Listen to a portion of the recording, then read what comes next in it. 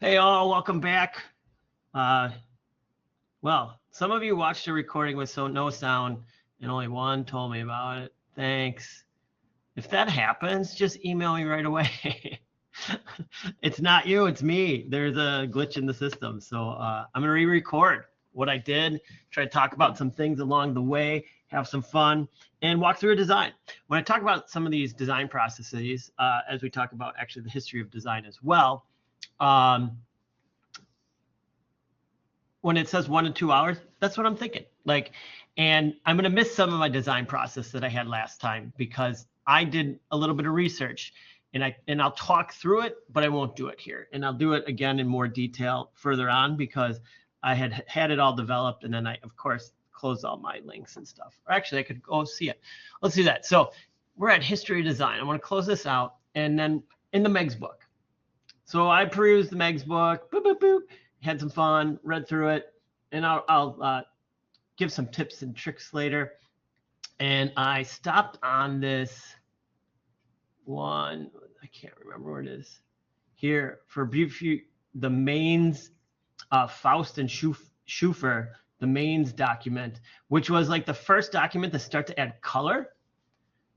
And I was like, oh, that's really cool. And like, not really sure how they did it, sort of like from what I read. And I was like, oh, that's really cool. I'm going to do some research on that. I'm going to find images of that, and then I'm going to produce my small little piece. If I go back to my history, let's hope there's nothing scandalous in here. History should be back. It's going to be all Blackboard and duo security because it's not working. Oh, this is every yesterday. Netflix.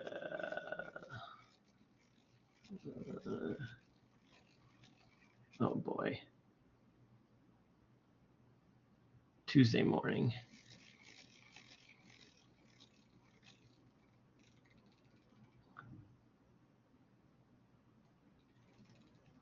That was afternoon.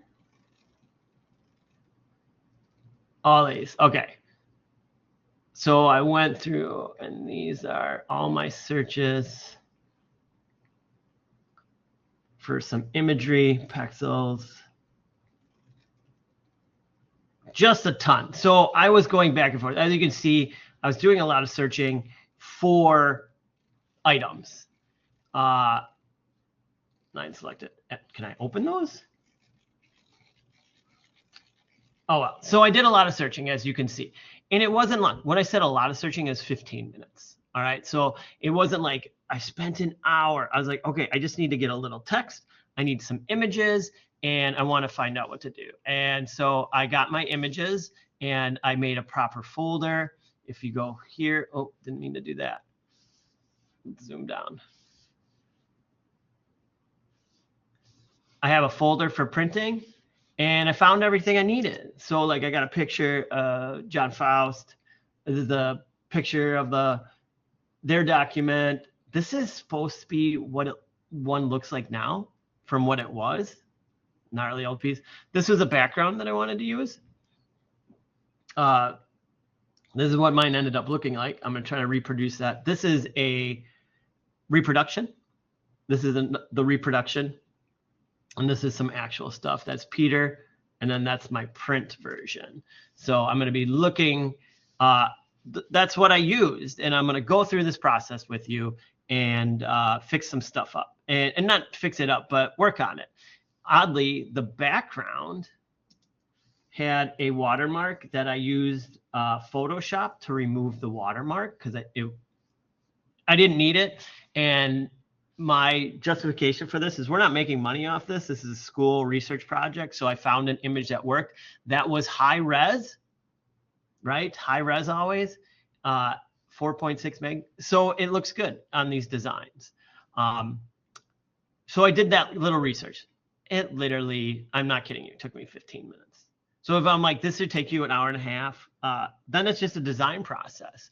And we're gonna walk through that. Let's walk through that. And the reason why we're doing this is every project you're going to get from here on out into the future is you're going to have parameters and you're going to have to make it and you have to set it up. And this all comes from the printer or whoever wants it, and they're like, we need it this size by this size, and blah, blah, blah. And you have to get that down right. And to start off, we're going to go to inches. And it always resets my inches, but it won't now. And I'm going to create a print document. So set it to print, and I want inches, right? And then I want 7 wide by 5 high. I don't want facing pages. This is a single document, so I do not want facing pages. Facing pages are for facing pages, like a book. Pages that face each other when you close them. So take your hands, put them side by side, and close them. That's facing pages. Margins, we want margins at 0.25. It's a small document. And I'm just going to hit tab, and it auto-populates there. And bleed, same thing, 0.25, tab, and I'm going to hit create. Right off the bat in this layer 1, I'm going to pull 2 guides. One splits it, so 5 divided by 2 is 2.5. And the other one splits it. 7 divided by 2 is 3.5. Yes, there is math involved. So there we have. That's like the document starter. And then I'm just going to title this one, and I'm going to call it title.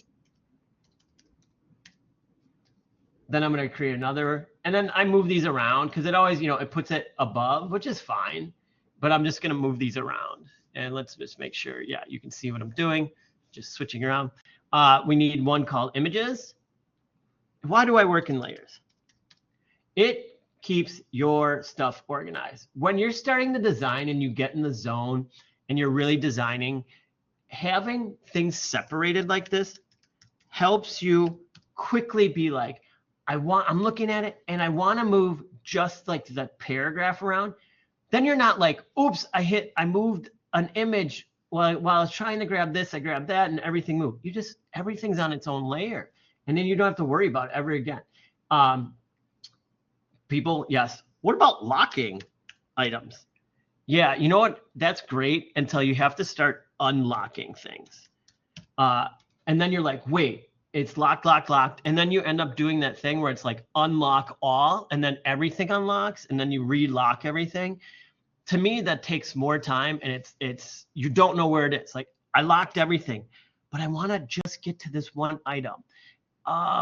Okay, edit, unlock all, and then everything shows up, and then you're clicking off, clicking on, and I think it's a big pain in the butt. So that's why I don't use that, and I use layers. And then when somebody else gets your document, because inevitably, when this goes to print, or it goes to a different company because they're going to handle it after you have it, if it's in layers, they're going to be able to work on it. If it's not in layers and you have everything locked up and weird, they're going to be like, oh, this is a pain in the ass. And then they're going to charge you for them having to negotiate your design. Yes, that can happen. All right, so I had in my head what I wanted to do, and I didn't do a sketch, and actually changed a little bit while I was working on it. But now that I've done it once, I'm going to do it again. And while I'm doing it, I'm going to talk a little bit about some printing comes to Europe. Big deal. Movable type. The development of movable type in the mid-15th century by Gutenberg in Germany was the single most important event in graphic design history. This invention allowed for the rapid and affordable reproduction of text. So what does that mean? Like beforehand, there was woodblock printing. I'm going to place in my background. And there were scribes. So what does that mean? Before, very early on, if you wrote a book and you were one person writing it, sorry, I wanted to move this over so you could see everything I was doing. I'm getting my background image. There were scribes. People would write, and if you wanted reproductions of it, you would ask somebody to rewrite everything you wrote, and that's all they did. So imagine handwriting something and then somebody being like, can you handwrite that 10 more times for me? And you'd be like, oh my God, are you kidding me? But they would have people that sit there like handwrite it. And then so that was time consuming and expensive. Well, then you're like, oh, well, woodblock printing. Somebody sat there and would carve in reverse what you wanted. All the letters, was traced down, and they were master carvers back then. And, everybody gets good at their craft. it would still take forever. And then the problem with wood type is it wears out. It's only good for a certain amount of time. The Gutenberg, he had metal movable type. So the wood block print also, it's one page. If there is a mistake, that whole page is shot. For Gutenberg, if there's a misspelling, you can find that letter, take it out and replace it. And it was metal type. So it could be printed over and over and over and over. So that's what made it so phenomenally great in the time. So I'm going to resize this background image to come back to this. And I'm using Free Transform. That is the greatest tool in InDesign. Once I fully discovered it, I was like, oh my gosh, this is great. Sorry, my key commands stopped working. There we go. But always hold down Shift. I want you to remember, we do not squish, squash, stretch, smash, mishmash our images. It's not right. There's no reason to do it. Well, I need it to fit this. Just make it bigger than the space. I got to go out to the bleeds anyway. I can go bigger than the bleeds. Now, when I was putting this in, there's this big right there, and I don't like that up there. I want this down here. So all I'm going to do is rotate it.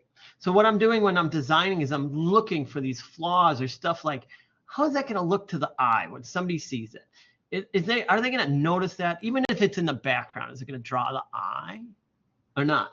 And then I want this darker. So I'm going to add a darker background. And all I'm going to do is on top of that, I'm going to draw a square bigger than my bleed because it's bleed. I get to go bigger. And I'm going to go to properties here and the stroke. Turn that off. Everything always automatically strokes. And then the fill, I'm going to go to black. And then I'm going to not tint it. I need to get to opacity. Yeah, I'm going to do two things. Let's go from normal to multiply and then drop the opacity. There we go. I just kind of want it darker and dirtier. Let's go to 61. Yeah, so there's like hints of it, but it's not, you know, hints of leather in leather-bound book. That's what I was thinking. So did you know, like, so the Gutenberg Bible, it's called the 42-line Bible. Do you know why? Because each page has 42 lines on it. It's 2 columns, 42 lines. Though, just to let you know, the first pages didn't have 42.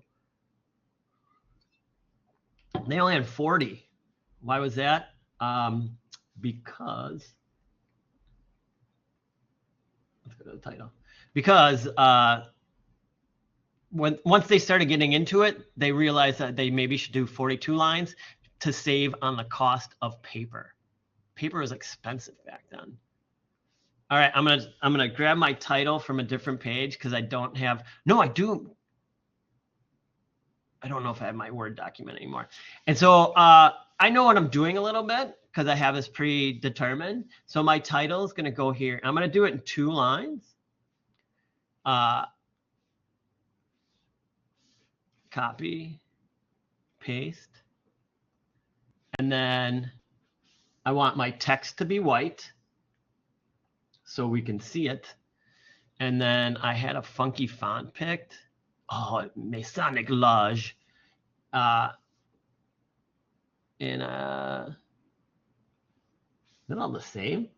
It is. It looks like Maine's is bolder or something, eh?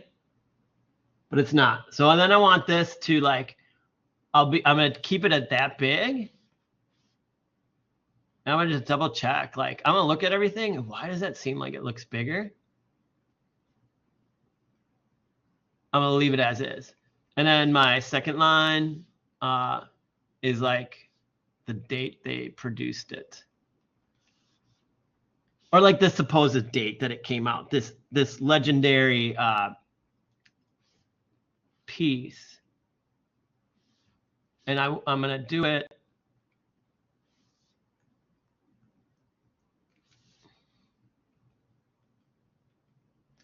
And I want these lines to be the same width. Oh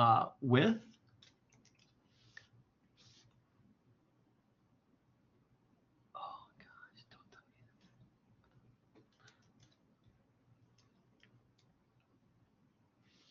So I'm going to make the text bigger. And I'm going to make it as big as the R, and I'm just going to go up in size like this until I hit this.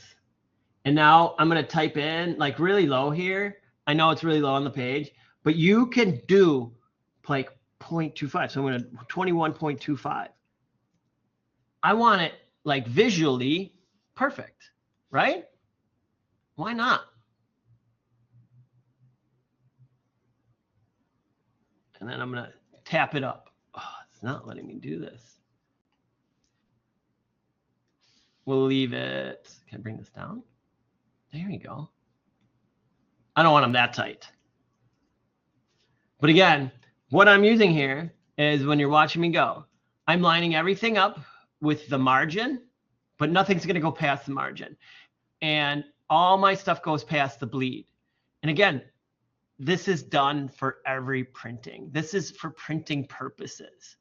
We do it for a reason. Staying on the type stuff, let's put in the paragraph and the site and tell you something else.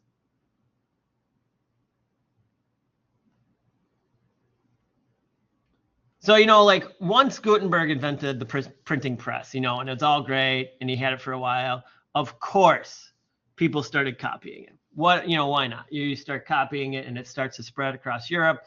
And when we say, you know, it's spread across Europe, it means like people started making printing presses everywhere. And now the dissemination of information is getting all over the place. People are seeing it. So what I did is I selected all. I'm going to go for my fill color. I'm going to go to paper. And as you can see, like some of you do, oh, my type is all messed up. And this is Times New Roman. Minion Pro. I'm going to change it to Times New Roman first.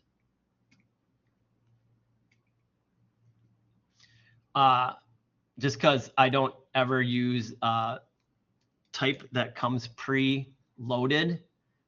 We are graphic designers, and if you wanted just the preloaded text, you know, default, anybody can do that. You're better than that. Everybody's better than that. Let's reduce the size then to 10 for now.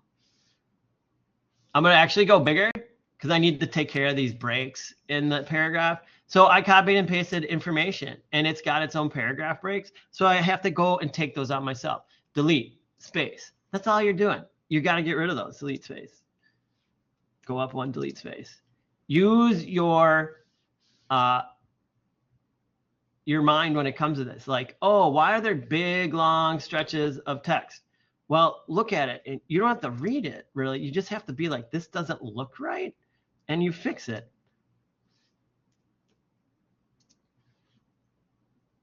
I'm just going to tell you this, too, as I complain.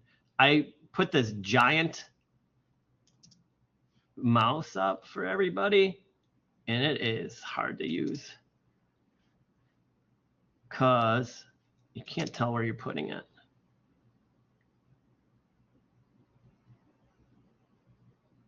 All right. Now, while I'm typesetting, and this isn't going to take long, while I'm typesetting, I see hyphens. What am I going to do? I'm going to scroll down. I'd probably lift this up. Let's lift this up. See what I mean? Like, so we can see that better. Under my paragraph, when I'm like, no more hyphens, look at this. Boom, every hyphen's gone. Don't use hyphens. And now I'm looking at my other stuff, and I know where I have a page where I want a paragraph break from the information that I was looking at, and it's here. And then there's going to be new paragraphs down there. So I'm just going to go back. All I'm doing is taking out all the bad stuff. You know, like similar, if there's a widow, you get rid of that widow. I'm going to make this, pull this down so I can see everything. Couple more. And I'll show you some other fun tricks.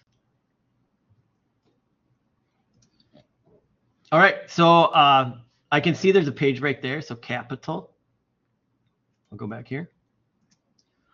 And I wanted this set out, so I do another one. And then I want this offset. So again, I'm going to go to a 10-point font. And then I want this little quote on its own, and I want the quote in italics. So I have going to go to this regular italic, and then I'm going to show you something. So you need to put in paragraph breaks, right? And everybody, it's not, you don't put in paragraph breaks by doing this. That's a big one. But like if I wanted a space here, you don't have to be like, return. Don't do that. Down here in paragraph, there's a gorgeous way to do it by just clicking on this one or this one. So watch this. See how that does that? And I should be able to, if I remove the cursor, go down and add those page breaks. It did each one. If I want it more, boom, it does more. Want it less? It does less. And you can type in how much you want. Like if this is too much, or you're like, I want it 0.06, not 625. So always use this. This is a great way. It spaces each one perfectly and everything like that. I want to reduce my leading though. I want to tighten up the leading. Because then if I wanted to, if I go bigger with that, it looks a little bit better. This is a giant space here. I'm not loving that. I wanted it spaced, but not that much. So what I'm going to do with just this paragraph break, I'm going to hand do that one. And I'll take that out into like, I'll zero that one out separately. So now my hierarchy is like, this was a magnificent book. I've got a point of information, a point of information, a point of information, kind of a separator, and then a point of information and a paragraph. And then I am going to tap this up. No, you know what? Because it's just the site. I'm trying to figure out what I want to do. You know what? I am going to go smaller on my paragraph.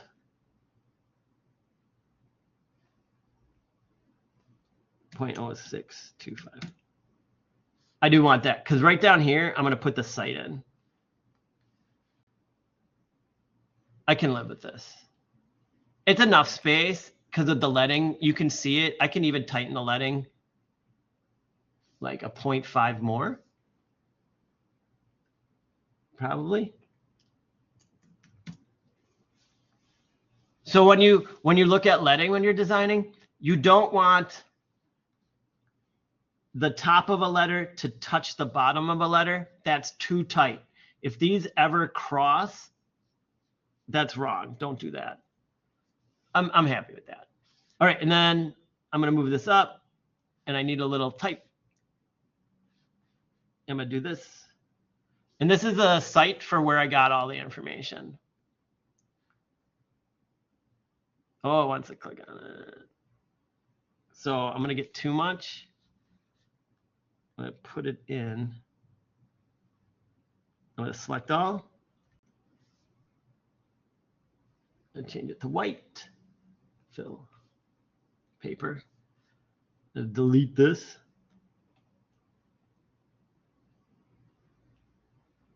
Oh, I didn't get the website. Oh, you know what? It just wants to open the website. So no, it's not found. Okay, I know what it was. https://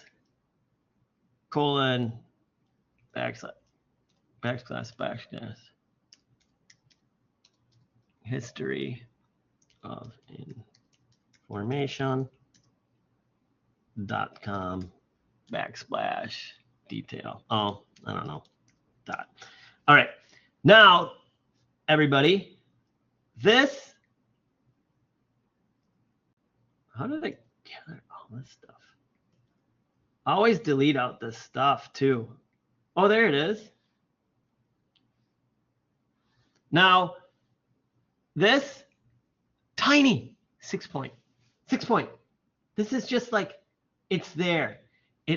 Why is it there? Here's proof. I got this information from somewhere. Here's the proof. but it does. I don't want to have it be big. Super tiny, 6 point. I can see it. Can you see it? I can see it. Let's leave it at that. All right, let's add some images and have some fun. And we're rocking this. Let's see.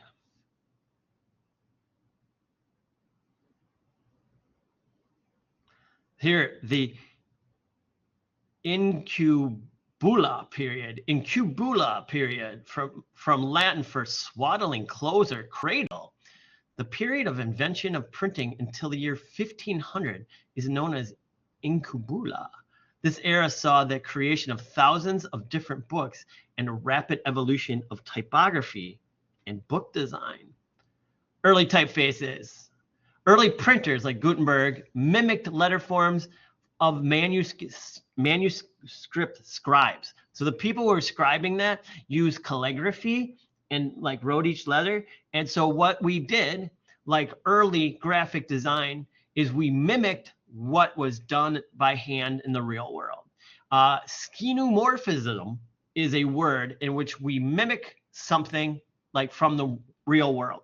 So way back when the computers came out and an MP3 was invented, the music file, MP3 is generally the file that's around. When they created the interface for those music players, they looked like little radios because people were familiar with what they had, and we didn't want to shock it. Now, when you look at like your iTunes or your Spotify or whatever, there's no reference to a radio at all. We know what the buttons mean. There's no buttons, but like there used to be like a volume, we made it look like buttons, skenomorphism. And that's like the early typefaces people were there creating the typeface. They're like, I'm just going to copy what people have done before me to make it simple. I'm not going to go crazy on that. So that was pretty cool. All right, let's go place some images. I'm going to go to, I am on images. I'm going to go place my images. I have them here. And I got a picture of Faust. And I'm going to hold down Control, or I always forget which one. And I'm just going to do, nope, not rename. Oh, I want Command. I want Peter. I didn't use all of these. Open. And what I'm going to do is I picked all of my 8 images. I'm not going to use them all. And I'm just going to, and see there's that number 8. So I'm going to click 2, 3, 4, 5, 6, 7, 8. Now I know immediately I can go in and extract Faust and this guy. These are sized perfectly. I'm not going to mess with those. These are all too big. I'm not going to even move yet. What I'm going to do is I'm going to go up here. I'm going to make sure that my reference point is at here, and I'm going to type in 25. What that does is just shrank every image 25%. I can see them, and now I can work with them even more. Referencing my thing, I've used this image. I used this image. I didn't use this image because it's a reproduction. Delete. I did use this. I used this. I used this. All right. So let's get these guys in place. I want these guys here. These are dudes, but they're a little bit off and they got crap. See that crap? So I'm going to do this. I'm going to go into presentation mode, preview, and they got white. This guy's got white around it. There's some white around schmutz, which let's get rid of that. So for that, I'm going to crop it out, and that's super easy in InDesign. Is all we do is just bring it in. I'm just going to bring it in, cut off those edges to make sure there's no white distracting. I just want pure image. I don't need to see that white. Nobody wants to see that. It just looks like you messed up. Bring it down in. Bring it in. All right, then I'm going to set these up. And now I need to make, this is Peter. I need to make Peter as big as Johann. Excuse me, I keep calling him John. He's Johann. And I'm going to free transform, and I'm going to hold down shift until, boom, I get it.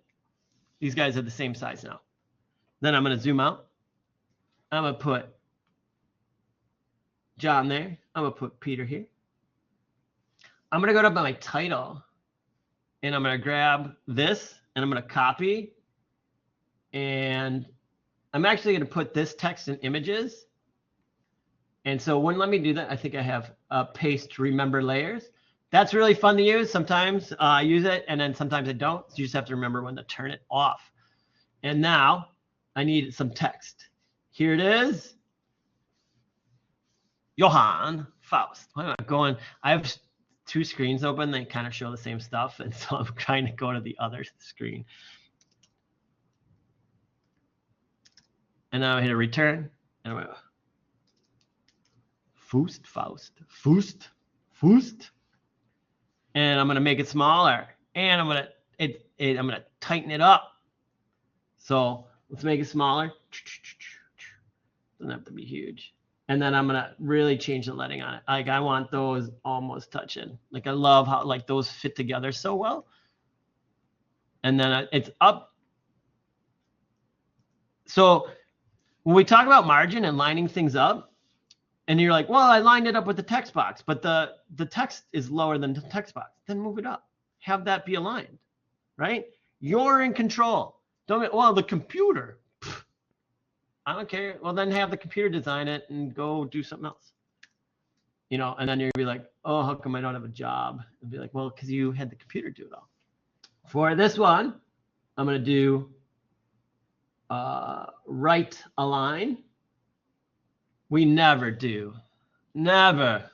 shall we do center unless we are typesetting a poem. Peter. Show fair. Looks good. The other thing, you see this stuff showing up? Check spelling. InDesign. Oh, edit. Where is it? Spelling. Check spelling, dynamic spelling, autocorrect. Turn on some of these and use check spelling. If you type it yourself, check your spelling. If I find spelling errors, I'm like, why is there a spelling error? Oh, I see spelling errors. All right. I'm going to put this piece here underneath. And I know I want this big. I played a little Tetris the last time. If you watch the video silently, I played a little Tetris where I was moving things around. I was like, I want this here. And then finally I found something that worked. And I had some fun doing it. What did it take? A few minutes. Always, you know, like know your tools, like so you can move things around. That hand tool. Oh, I love it. And here I'm always going to only use free transform. And I'm always going to make sure I'm holding down shift. I'm never going to do anything without holding down shift because I don't want to distort my images. I'm pure. We're pure designers. Only distort the image if it is purposeful in meaning to your design. Now what I can do with these is let's properly space them. Instead of me trying to eyeball that stuff, I am going to go to distribute spacing. Now, what just happened there? I think I have it set for artboard and not for, so it's set to the page. I want it set to selection, and then boop, those are perfectly spaced. How great is that? You don't have to think about a thing. And then I can take this image, free transform, scale it back. Oh, look at that, perfect. And I'm gonna move it over here, and I'm gonna line it up with that. And then I'm gonna take this image here, free transform, E. I believe it's E. If you hold it down, it's E. If you hit the keyboard letter E, and I actually have it programmed into some shortcut keys because I love my shortcut keys, so I'm not always going like you use shortcut keys on the keyboard, one hand on the keyboard, one hand on your mouse or stylus and design. So then I'm automatically, I don't even look. I just hold down shift, but I held the wrong thing. And then you just go back, you know, oh, it was wrong. Just fix it. And then I want this lined up here, that one with that, and then I'm going to close up this.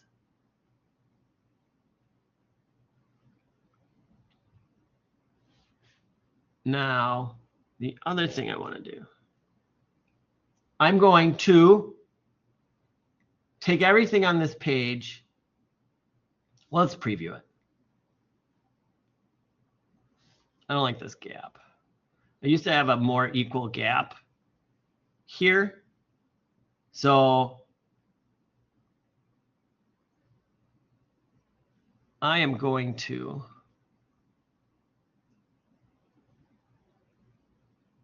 reduce the size of the middle ones and then spread them out. I would like to equal this a little bit more so it looks intentional. So I'm going to grab these two. And again, this is where free transform works great. And I'm just going to reduce the size of these. And then I can spread this one over. And so now I have that gap. And then now I can bring these down. And so I want to take these. It's a two-part process. I'm going to take that. I'm going to distribute my spacing. And then I'm just going to bring this one down. They're smaller. It's a little gappier, but I'm happier with that, I think, in the fill wise. So, and there you go. So that's that. So I did my design, and I'm gonna go back to normal. Now you need to export it two ways. Why do I have to export it two ways? Because you have to start learning. There's an export for client and there's an export for print. So client gets a small one. So then we save this up and we have it all. It's all great. And I'm going to go to File, and then I'm going to do Export As, Export, PDF, and this is what I would change. You know, like I'm going to hit Save, and the first one, I'm going to make sure it's, I'll do for press, I'm going to go back to press quality. It says Modify because I know what I did. And I'm going to check down here, View PDF after exporting. All right, great. This one's for print. So this is the one I'm going to need it good. So it's press quality, meaning the images will be as high res as they can be. I'm going to view PDF after exporting.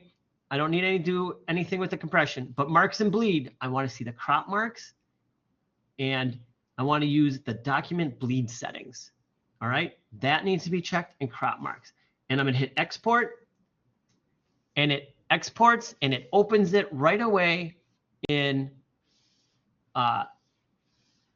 Adobe Acrobat, and you can check it. Like, look at it. Be like, is there any mistakes? No, it looks good. I got bleed. It goes past the crop marks. It's all good. That one's set. All right, perfect. And then the next one, File, Export, and this is going to be PDF, and this is for client. That's what I did last time. I called it client. Save. And this one, I'm going to go to smallest file size.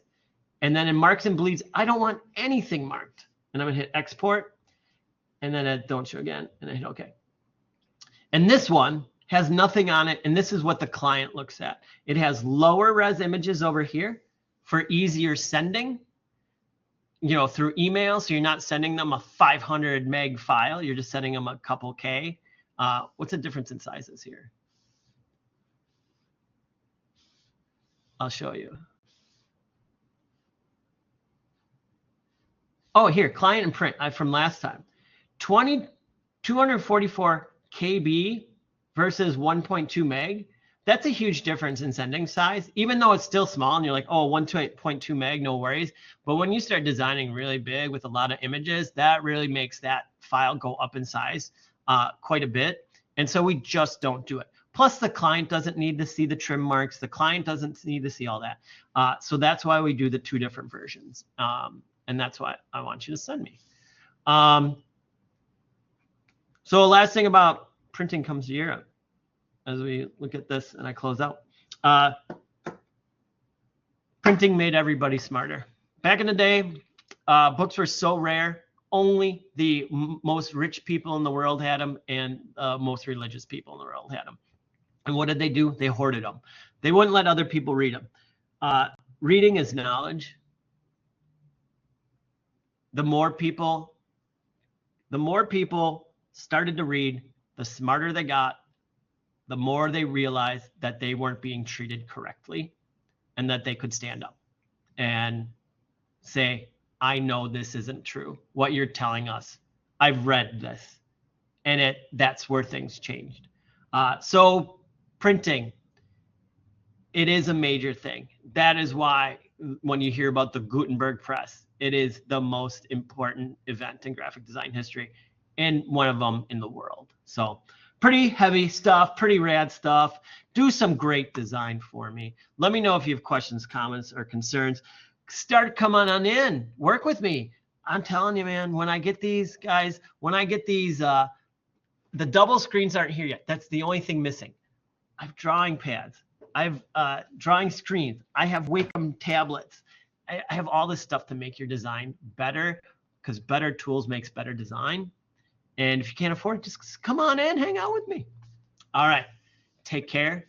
Thank you. And I will talk to you on Sunday, or I'll release something on Sunday. All right.